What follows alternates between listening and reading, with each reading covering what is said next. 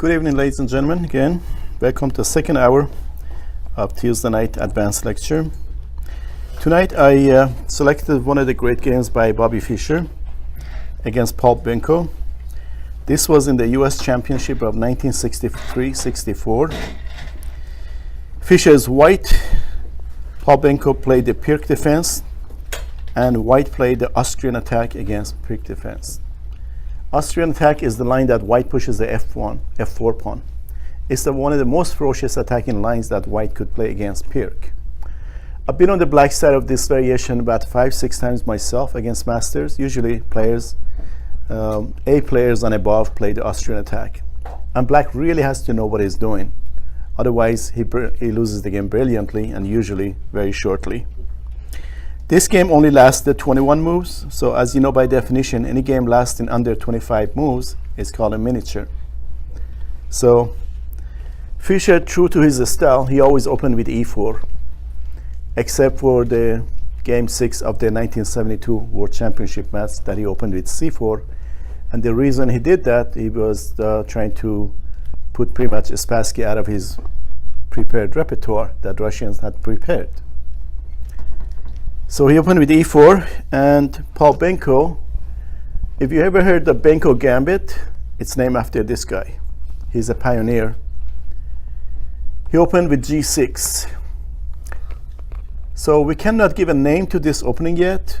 Depends on how quickly this knight is going to come out. If black keeps on developing, say, bishop g7, d6, a6, b5, and expanding on the queen side, it would be called modern defense. But usually, as soon as this knight comes out, usually within the first 10 moves or so, the name changes to Pirc. So d4, bg7. Moves like f3, c3 to create a wall against this bishop, these are all perfectly playable moves. But as a matter of principle, you want to play piece play rather than pawn plays. So knight c3, a well-principled, good principled move. And black played d6, and white played f4. This move makes it Austrian attack. And if black plays knight f6 now, then it would be called Pirc defense. As soon as this knight comes out, it's a Pirc. So as you see, black's setup is similar to the last game that you saw, which was King's Indian defense. So what makes this Pirc, Austrian attack, or Pirc defense rather than King's Indian defense? The position of this pawn. Had white pushed this pawn instead of the f4 pawn, this would have been called King's Indian defense. With this pawn sitting on c2, whether white pushes the f4 pawn or one square or not at all, this would be called Pirc. So that's the difference between Pirc and King's Indian defense. So f4, knight f6, knight f3, castles. Pirc strategically is a hypermodern opening, rather defense for black. And this is a classical situation of white developing his pieces classically, controlling and occupying the center, 3 pawns on his 4th row. Black doesn't have any, but because black's setup is hypermodern.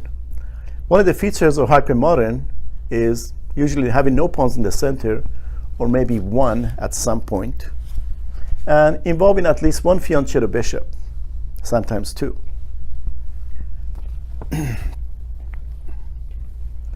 So far, so good. Bishop d3. Here, if you look at an opening book, like Pirc Alert by John Nunn, or any modern chess opening, you see that the move that is recommended for black is knight h6. This game was played in 1963-64. As a result of this game, the theory of this line changed. In this game, black played bishop g4 instead. And after black lost and got a difficult position, chess theoreticians realized that there is something wrong with black's setup, and they have to find some improvement. So later on, they found knight h6, and this is one of those rare moments where a knight on the rim is not dim. And of course, the idea of this knight there is twofold. Usually in a situation like this, white castles, and he's trying to have a launch and a kingside attack with queen e1, queen h4. So as soon as queen goes to e1, black jumps to knight b4 square. And of course, this bishop cannot retreat because of knight takes c2, and that means black will get white's bishop for his knight, which is slightly good for black. So the second idea behind that knight maneuver is that black is planning to continue with c5 next and challenging white's pawns in the center. And if white takes, black will take with a knight, which is a better recapture, and attacking this and pressure in e4 pawn. The third idea behind that knight maneuver is that if white plays d5, which often he does, the knight goes back to c7, and black is preparing to launch with the b5, with a6, rook b8, and bishop d7, and b5 eventually coming. So this knight a6 is a beautiful move. As a matter of fact, in the opening books early on, they gave this move an exclamation point. One of the rare moments that knight goes to the edge of the board, and it's still a great move. So, but the theory has not discovered knight h6 move yet. So black played a move that most people they would play in this position, which was bishop g4. Bobby Fischer had access to Schachmaty magazines, Russian magazines, and this move had already been refuted in the Schachmaty magazines. He's famous in his, if you look at any of his movies, the latest one, Pawn Sacrifice, that I had the role of chess consultant there, and they offered us some free chess free movie tickets. It shows in the movie that he would go to a Russian bookstore in Manhattan and buy Russian chess books. And he was carrying these Schachmaty and 64 magazine, these two famous Russian magazines. And when he gave the US tour in the 1960s, he had a big suitcase of Russian magazines taken with him everywhere. So you could say Fischer was more prepared than his opponents because he was reading the Russian literature. And one of the best ways to refute this bishop is to immediately attack it. With a fianchetto bishop here, black doesn't have the usual choice of bishop h5 and bishop g6. So either black must take or retreat. Well, retreat pretty much has no point, so black might as well take. Bishop takes, queen takes. So white is already slightly better in this position, not only because of controlling and occupying the center, but also because of a permanent advantage now, and that is the bishop pair. Having a bishop pair is a permanent advantage. So with this knight gone, naturally black wants to weaken this square, d4 square. So it starts with knight c6, hitting the pawn. Pushing the pawn is very tempting, but pushing the pawn should be your last resort. You want to keep the pawns intact and next to each other for as long as possible. And especially if you can do it with developing a piece, even better. Bishop e3, beautifully centralized bishops. That's another one of the hallmarks of classical development. You not only control and occupy the center, but usually your bishops are also centralized. So bishop e3, and black's strategy is to weaken white's dark squares. That explains e5.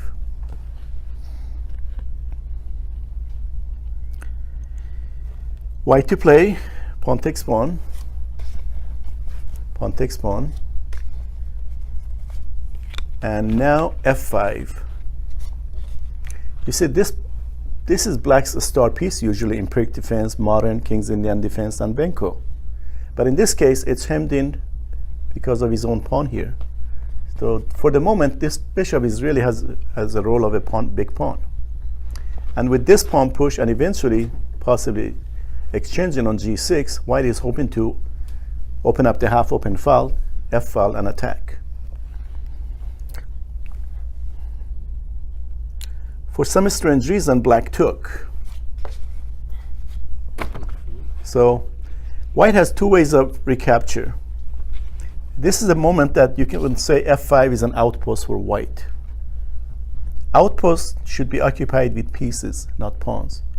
This may look good because now white will have 3 pawns against 2 on this side, and he could have a pawn avalanche, which could be another variation and playable.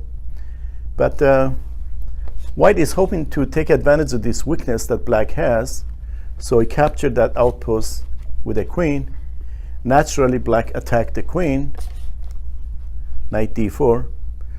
This looks like a fantastic piece in the center, having a great, there's a saying, put a knight in the center and you can go to sleep. Example of this knight.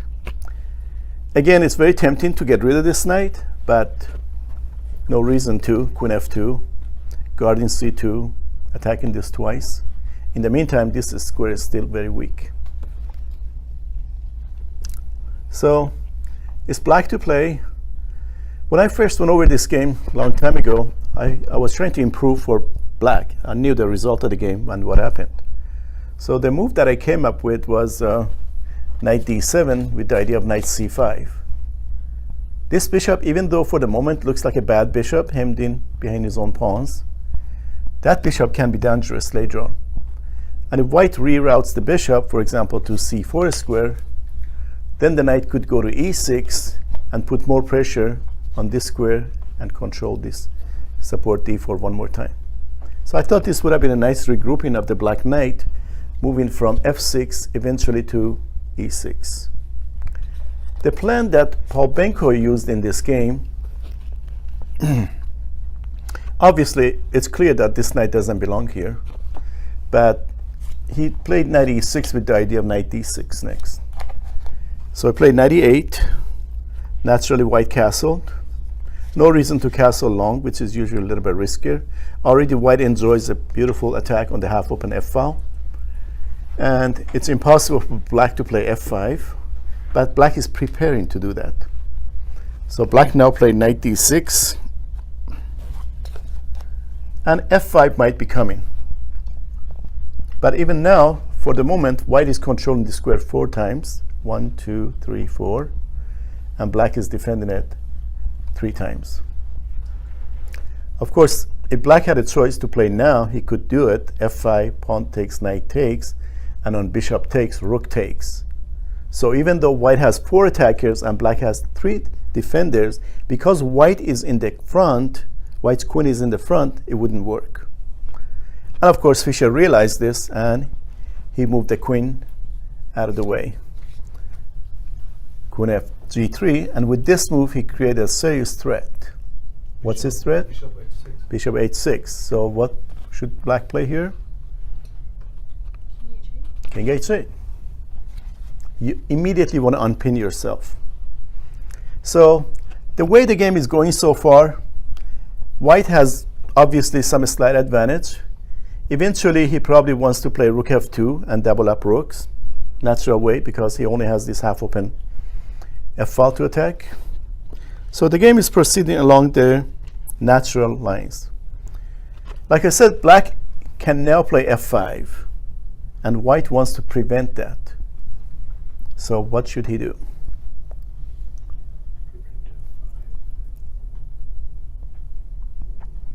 Some people think in order to find good moves is to analyze the position and find good moves for yourself. Well, no, you have to also find good moves for your opponent and try to neutralize it. And black's plan is to play f5, and you don't want to let him do that. So you want to pressure the square one more time. That explains queen g4. So you see white queen from f3 came to g3, going to g4, and is hoping to go after black's weakest spot, which is this pawn. It looks like impossible right now. How can white possibly have a double attack on h7? But as you see in this game, this bishop will play a fantastic role in the coup de grace later on. So played queen g4. Can I ask you one question? No, just kidding. Instead of moving the queen, wouldn't it be better to go with the bishop to h6, even if black brings the rook? Instead of this move? Yes, just put the bishop, the black bishop there. Oh, we're gonna just take it. He just takes. Okay. So, Tim's got. so queen g4. Black to play. What should he do?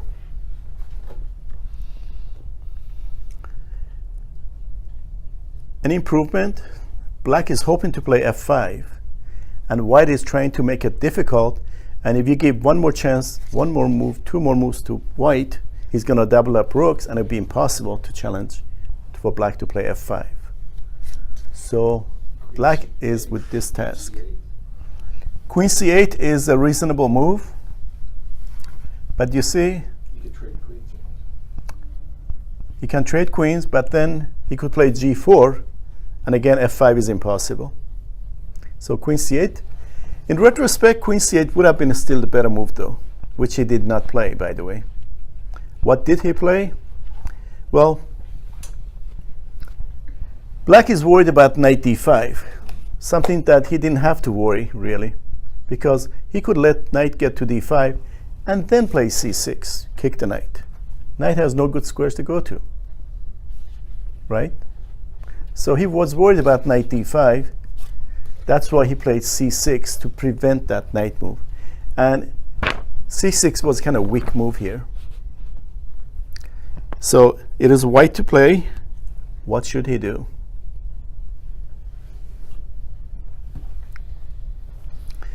White already knows that black cannot play f5.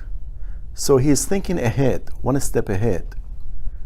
And he's brewing a combination in his mind, a very deep combination that ultimately would lead to queen h7 checkmate. And what about bishop takes knight? Because then if the pawn takes the bishop, you could push e5 and you'll have the bishop on h7. Right, but if he has the queen on the h file already, Then you're threatening me. that's why queen h5 first. Good point. Queen h5, and black knows this too. White is trying to play bishop takes, pawn takes, e5, and it'll be forced mate. So how can black defend against this? Black came up with a really ingenious way to counter this. Queen e8. How does this stop the combination? You can do pawn f5. Right. Bishop takes, pawn takes, e5, f5. It threatens the queen. Whether white does en passant or not, queens are opposed and the bishop diagonal would be closed. Can everybody visualize? Bishop takes, pawn takes, and if e5 now to checkmate on h7, the only defense is f5. He has to exchange, right? Right, he has to worry about the queen right now because there's no checkmate now. And of course, if he plays queen takes, Knight takes queen. he can take with the knight, he can even take with the rook. And if white takes this knight, black takes this knight. So black has his choice. But this is what black has in mind to defend against this combination. Now, you know this, and you know black's resource.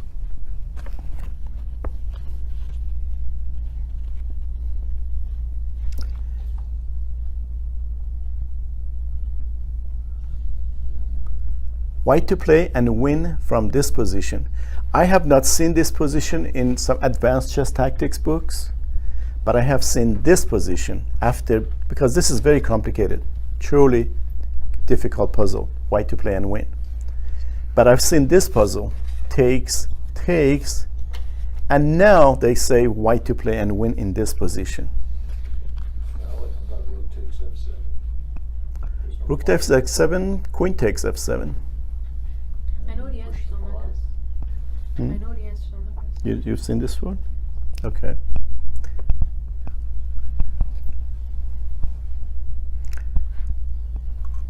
It's a very fascinating double exclam move. Have you seen this, Dave, before? Okay. What about queen takes h7? Queen takes h7 king takes, Pawn push. pawn push, king goes back. And then knight, You sack a whole queen for a pawn. the knight to e4. There's still a black knight here. What was there? Not enough. You see, white wants to make it impossible for black to play f5 once he advanced the pawn. If black would not be able to play f5, or to give you a bigger hint, not be able to push the f pawn at all, then this is the winning move for white. There is no defense to checkmate. Rook f6 then. Very good. Do you guys like my tips? Rook f6. A bolt out of the blue. If black plays pawn takes knight, e5, no defense to this checkmate. So that's the move. That's the amazing move of this puzzle. Rook Why can't f6. he push the h pawn? That's the only defense, and he did. Black played. No, I'm sorry. Take it with the bishop. You can't take the rook. Black played king h8. I'm sorry, king g8. And when white played the move, No, he pushes the h. now black pushed the h pawn. Okay. It's white to play now. How should he continue? Take the pawn. Rook takes h6. Rook takes h6.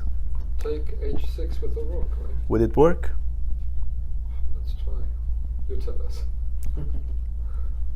How about pawn takes No, it doesn't. Rook takes h6 f5. does not lead to a checkmate because of f5 closing the bishop diagonal. trade queens and play piece out. He can trade queen, take, Oh, he's not but piece after black takes with the knight, this rook is hanging and this knight is hanging. White would lose. So you really have to be careful. Rook takes pawn is a tempting move, and in 9 out of 10 positions, that's the way to go, but not here. After white's next move, actually black resigned. What did white do? Black has put up a heck of a resistance, but eventually it won't be enough. How about knight to e4? No, that doesn't work. Rook takes knight, maybe. He can play rook takes knight, but again, after pawn takes knight, Pawn takes pawn. and again rook takes, as soon as rook takes here, f5. G4. Let's take a look. Maybe e6. What move? Pawn to e6. Pawn to e6. Queen can't take it. If the pawn takes, queen, rook takes rook, and then queen 2. He could play pawn takes. And rook takes rook check. If queen takes, queen to g6, Queen I think f7. this wins. Oh, queen f7. Black can survive. Yeah.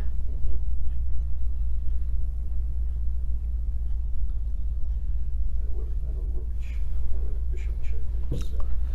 One thing is clear. This rook is immune from capture.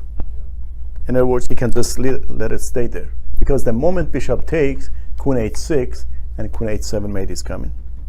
So he doesn't have to worry about this. This pawn is fine for now. He doesn't have to worry about this pawn. It's defended. Back to simple chess.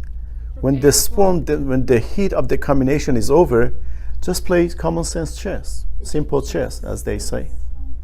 Rook a4. What's the most sensible move here? Rook a4. You can play rook a f1, but what if he takes your knight? I take his knight. You take his knight. You take that knight, that's possible. Knight. But then he could play pawn takes this pawn, and that pawn may be dangerous. Not to mention queen checks that could be coming. So it seems that he might favor black. So in a situation like this, it's very difficult to think sensibly because of the heat of the battle and the excitement of the combination, to play simple common sense Well, moves. then Petrosian's rules, if there's simultaneous attacks, each one's got on the knight. Exactly. Save your Knight, knight. knight e4. Yeah, save your knight. Petrosian has a famous saying, when you have a threat and your opponent has a threat, deal with his threat first. So yes, the tempting move is knight e4. And of course black would be happy to trade. But he doesn't want... He will not be able to trade because if bishop takes and then the queen can get to Can go to f5. f5 and then attacks. He's not so happy to trade. Okay, so on knight e4, but black must react. His knight's under attack twice. What else can he do?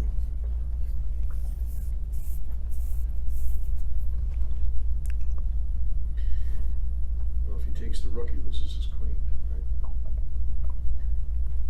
right? Right. Now bishop takes, rook is even not playable. So on knight e4, there's a good chance black will take, and after bishop takes, then Bishop takes rook. Or no? on bishop takes he has queen f5. Yeah. That's very dangerous.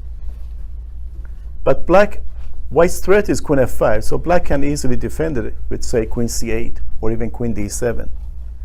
So black survives. Rook h6. Rook h6 win. Like knight takes e4, bishop takes e4, queen c8, rook takes h6. Oh, queen probably d7. Yeah, then h7 is covered by the queen after f5. Right. So Bobby Fischer here played knight e2. So still, what's wrong with knight e5? I didn't get Knight it. e4. Knight e4, yeah. Knight e4. Chance of black will take. Black has to take. Right. And after bishop takes, now black all black has to do is to get the rook off f8. So for example, he could play queen d7 to prevent queen f5. And white can take here, but this is not as good anymore. But what After about the rook. bishop on f5 now? What about bishop on f5? White puts the bishop on f5. Oh, on queen here, bishop f5. Queen d5. He can do that, but that means he cannot put the queen in front of the bishop. And black can, for example, centralize his queen. So this is what could have happened. Doesn't work, Mick. Rook takes h6. Rook where? Rook takes h6. Rook takes h6. Right. Okay. That's Can take. no, I can just move the rook out of the way. Rook f8 and it's fine. Now he could go with the rook to d6. Rook to d6. Queen takes e5. Rook d6 may not work because of queen takes e5. And now he can go check. Yeah, But queen is guarded already. He can check here, king Yeah. f8, or with the bishop, king f8, and black well, is then fine. yeah, wouldn't, because the e file is not covered.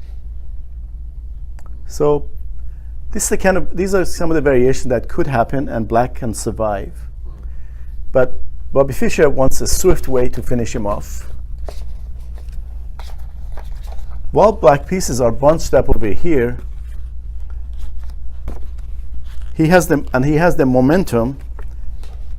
He wants to make sure that there are no counterattacks by black. So he simply moved the knight out of the way, which means this knight is hanging now, and black has to worry about this. And of course, again, bishop takes knight is not playable. Rook, because of queen check with mate coming next. So simple knight e2. This is the kind of move that is very hard to find. A quiet, simple move in a simple in this. You didn't bring the other rook over? This other rook move was also very tempting, and that's the move that he suggested. But here, I don't see anything with pawn takes this knight, and I think black is okay. This looks good, a lot of pressure, but there's no killer punch here to finish him off. And black can just win the knight. Yes, white can win this knight also, but then black gets to play this fantastic move, f5, and he sacrifices this pawn, trying to trade queens, and this pawn becomes weak. White doesn't have time for en passant because his queen is hanging, and black gets to survive. And since we have opposite color bishops on the board, even if black is a pawn or two ahead, there's a good chance the game could end up in a draw. Opposite color bishops are notorious for being drawish. So this is the kind of stuff that Bobby Fischer is trying to avoid. If black gets to play f5, his game is pretty much free. Just like, instead of taking the knight, what if rook 1 to f3? Oh, rook comes back to f3? No, the rook on f1. F1 goes to f3 in this position. Yeah. Rook f3, okay, he can keep building up. If you take on b2 with rook g3, if you clean it. Right. C takes B, threat. Rook g3.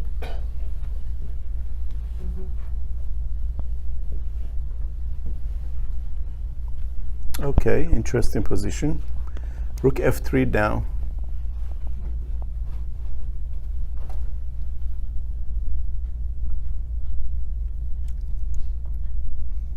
C threatening G3.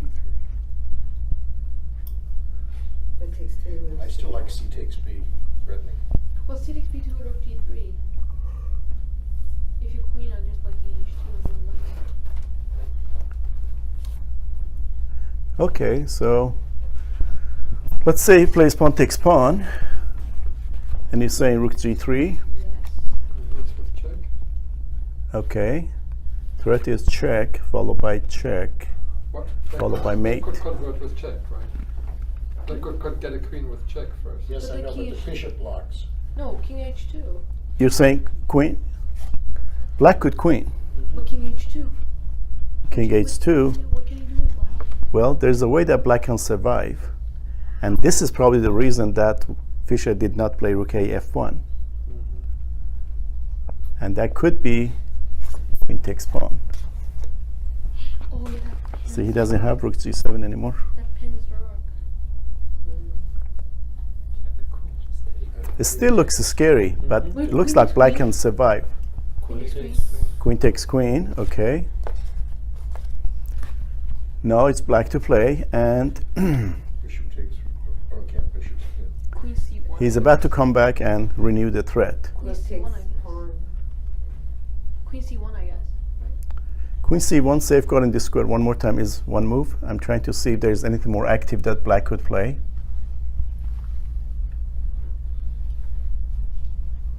Queen c1 doesn't work. Rook takes g7. Queen c1 doesn't work because of, Rook takes g7, king takes g2, rook g6 check. right, discover check.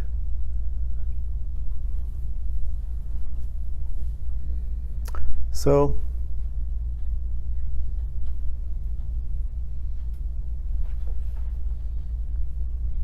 this is an interesting line. No check. It's move 21, so they're not under severe time pressure. That's an interesting line here. I mean, the line Fischer played is probably just better, but I'm just wondering. Fischer's line is simple, and Fischer was famous as a Capablanca. Having gone over many of Capablanca's games, he learned that clarity and simplicity of chess. So he avoided super complicated position. Tal would thrive in positions like this. He loves to sack pieces, He could even win- at the cost of letting the opponent bring another queen. White could win this when the rook takes the bishop with check. Right, it's And then the queen has to take, right? it's black's move right now, and I'm trying to see if there's a way for black can survive this. 98. What if black plays 98, for example?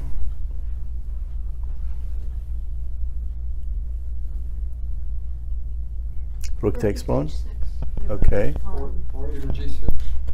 Rook takes here, but it seems that black might be able to survive. Bishop H7, Well, no, but- then you have discovered checks everywhere. No, bishop h7, no rook h8. White's threat is rook h8 Yeah, right yeah. now. Well, no, yeah, that's right. White's threat is rook h8. I Yeah, don't that's see it. Rook H8. I don't see King any. takes, queen H5 check, and down. Bishop H7. What if black plays that famous f5 move? Now there is no one. Does, Knight. Isn't bishop c4 check? Yeah, he's willing to give up some material. Bishop c4, rook f7, Queen takes f5. queen takes f5. Yeah, black can survive though. Again, Fischer's line is much more simple. He could probably play knight d6 is not playable. Rook takes.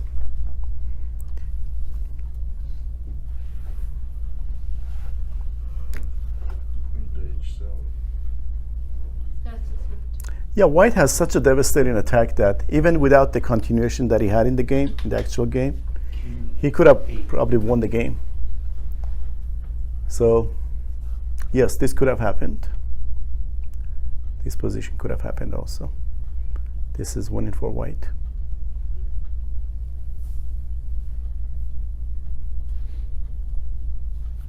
White's position is overwhelming. So that was another way to win. Okay. So, How did he win? oh, well, he played a move that nobody was expecting. Very simple move. And that was good enough to win the game.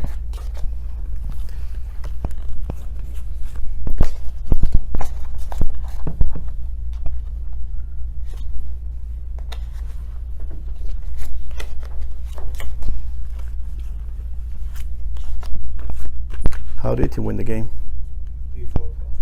D4 pawn. Okay, the way he won the game. And the king's down. Thank you. In this position, we looked at rook a f1, looks very attractive.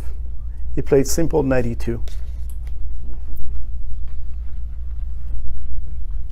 Black has to worry about defending this. This rook is not takeable. And this is such a powerful, quiet move. What can black possibly do against this? There are so many ways white can win this. He's immediately this knight has to move.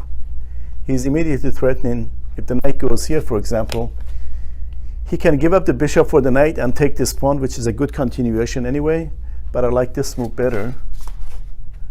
Knight has to go to only square that it has, and now, after knight takes, white's advantage is overwhelming. Instead of all of a4 and knight, Actually, he doesn't even have to take this knight. F5? yeah, just queen to f5. Right. Instead of a4 and everything, just queen f5. On knight e2, once this knight moves, Queen F5? queen f5. That's even better. Simple. You see black's dilemma here? The knight is guarding against queen f5, and it has to move now because it's about to be captured. So at the very least, white wins a piece. And of course, at this level, a piece means a game. So that's why Paul Benko decided to resign. This is one of the greatest games of Bobby Fischer. Of course, the game that he played, the game of the century, he was 13 years old at the time. He is at full maturity. This is 1963-64 US Championship. And as you know, he won the 1961 US Championship 2 years before this with a perfect record of 11-zip.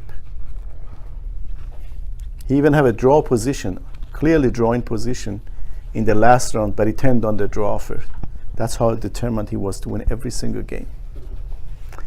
Hope you guys enjoyed it, and we have more games from future world champions and the past, the next session.